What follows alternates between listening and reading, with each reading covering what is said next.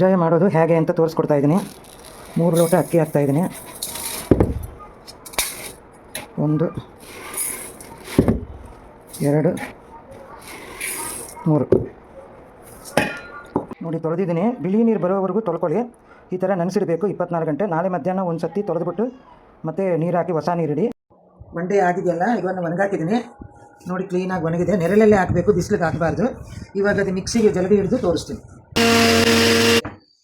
ಮೆತ್ತಗಿರೋ ಜಲ್ಡಿನಲ್ಲಿ ಈ ಥರ ಜಲ್ದಿ ಹಿಡ್ಕೋಬೇಕು.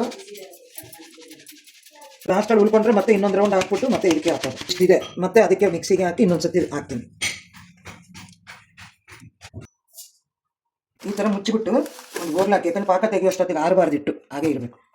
ಇದಕ್ಕೆ 1 ಸ್ಪೂನು ಗಸಗಸೆ ಹಾಕಿದ್ದೀನಿ.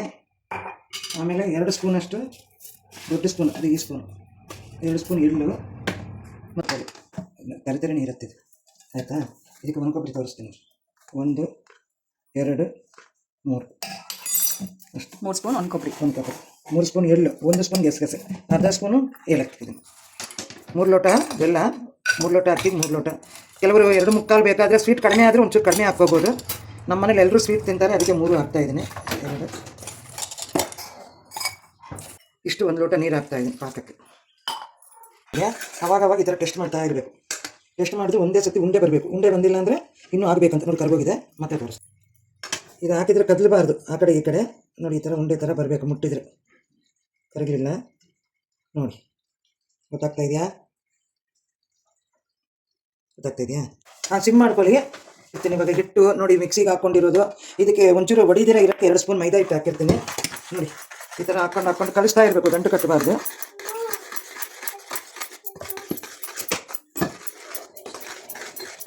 ನೋಡಿ 2 ಸ್ಪೂನ್ ತುಪ್ಪ ಹಾಕ್ತಾಯಿದ್ದೀನಿ. ಕರೆಕ್ಟಾಗಿದೆ. ತುಪ್ಪ ಸವರ್ಬಿಟ್ಟು ಇಟ್ಟಿರ್ತೀನಿ. ಸಿಮ್ಮಲ್ಲಿದೆ ಒಂದು 5 ನಿಮಿಷ. ಇವಾಗ ಆಫ್ ಮಾಡ್ತಾಯಿದ್ದೀನಿ. ನೋಡಿ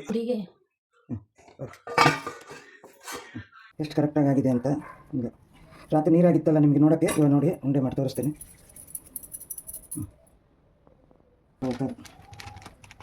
ಎಣ್ಣೆ ಕಾದಿದೆಯಾ ಇಲ್ವ ಅಂತ ಒಂದು ಸತಿಗೆ ನೋಡ್ಕೊಳ್ಳಿ. ನೋಡಿ ಕಾದಿದೆ. ಮೀಡಿಯಮ್ ಇಟ್ಟಿದೆ.